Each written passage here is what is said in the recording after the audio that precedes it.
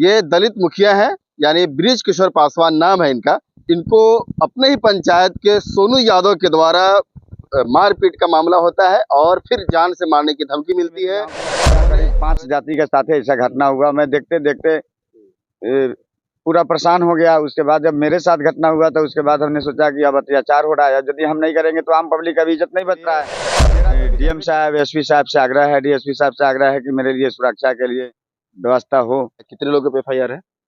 FIR तो अभी सिर्फ सोनी के ऊपर है और आदमी तो पहचान आया नहीं है। इसके लिए जब मुखिया है तो हमको पंचायत में निकल के काम करना पड़ेगा। तो इन चीज पर जाने के बाद मुझे भय छा रहा है, डर छा रहा है और मेरे पूरी फैमिली का डर छा रहा है कि अब क्या हो।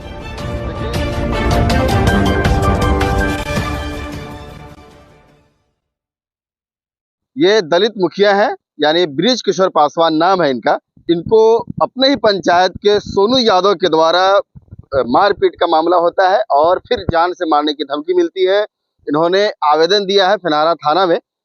एक जनप्रतिनिधि को धमकी भरा संदेश, एक जनप्रतिनिधि को जान से मारने का धमकी, इससे बड़ा और दुर्भाग्य क्या हो सकता है कि जब जनप्रतिनिधि सुरक्षित नहीं है तो आम नागरिक कैसे सुरक्षित हो सकता है। मामला है फिनहारा प्रखंड अंतर्गत खान पिपरा पंचायत का। बृज किशोर पासवान ये मुखिया है, दलित समाज से आते हैं और कहा जा रहा है कि दबंगों के द्वारा मारपीट पहले होता है, फिर जान से मारने की धमकी मिलती है और इन्होंने एप्लीकेशन दिया है, आवेदन दिया है थाना के अंदर।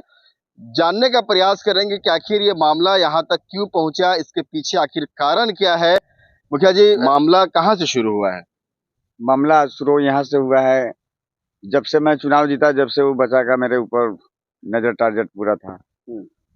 मैं पासवान जाति से आता हूँ, इसके लिए वो लोग हमको थोड़ा सा कमजोर जानते हैं और देखकर मैंने कुछ करते रहते हैं और डेरा धमका कर रखने के लिए चाहते हैं। और मेरे ही साथ नहीं, मेरे गांव के वाले का करीब 5 जाति के साथ ऐसा घटना हुआ। मैं देखते देखते पूरा परेशान हो गया। उसके बाद जब मेरे साथ घटना हुआ तो उसके बाद हमने सोचा कि अब अत्याचार हो रहा है, यदि हम नहीं करेंगे तो आम पब्लिक का भी इज्जत नहीं बच रहा है। मेरा तो भी गए किया, हमको मैं जान से तो मारने की धमकी देवे क्या है। इसके लिए मैं पुलिस प्रशासन के सहारा लेने गया और पुलिस प्रशासन के सहारा लेकर मैं अभी तक हूँ। लेकिन मुझे पूरा भय है अभी तक भी। मैं पूरा फैमिली पूरा डरा हूँ।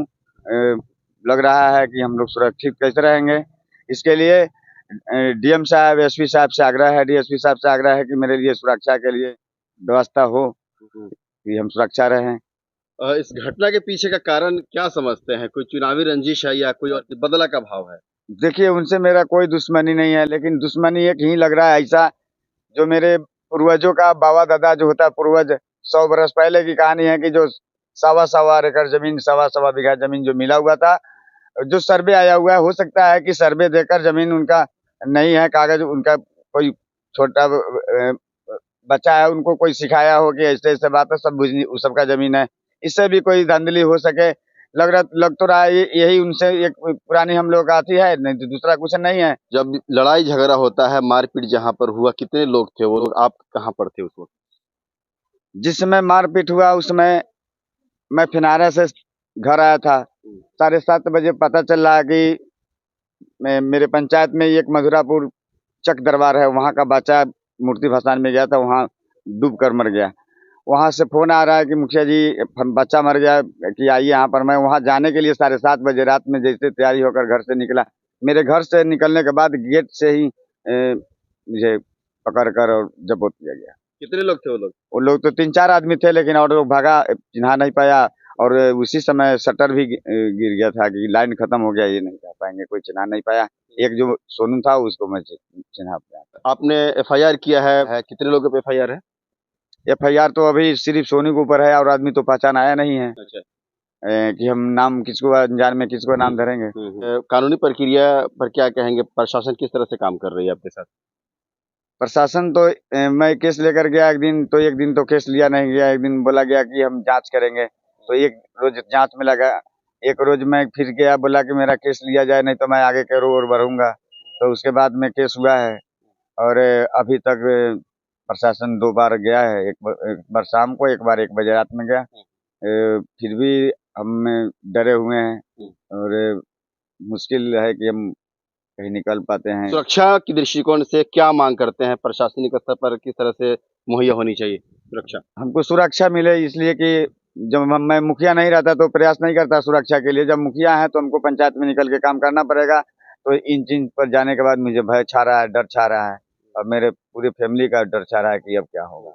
देखिए, एक जनप्रतिनिधि अगर सुरक्षित नहीं है तो आम नागरिकों का कुछ नहीं कहा जा सकता है। ये मुखिया है, जनप्रतिनिधि है, पूरे पंचायत का सर्वे सर्वा है, एक मुखिया है, गार्जियन है, और इन पर अटैक होता है, मारपीट होता है, या फिर जान से मारने भरा धमकी मिल रहा है। तो भी ज्ञात होगा कि पिछले दिनों मुखिया संघ के द्वारा एक हड़ताल भी किया गया था और कहा गया था कि हमें आर्म्स का लाइसेंस मुहैया कराई जाए, यानी हथियार का लाइसेंस दिया जाए। और इस पर बिहार सरकार ने भी स्वीकृति जताई थी कि जितने भी जनप्रतिनिधि हैं उनकी सुरक्षा के लिए आर्म्स का लाइसेंस दी जाए। और ऐसे में ये भयभीत है, पूरा परिवार भयभीत है, और इनको भी सुरक्षा की मांग की जा रही है, और ये भी सुरक्षा की गुहार लगा रहे हैं कि हमें भी सुरक्षा प्रदान की जाए, ताकि कभी भी किसी तरह से कुछ भी हो सकता है। फिलहाल अपना एक कमेंट जरूर बताइएगा। बहुत बहुत धन्यवाद।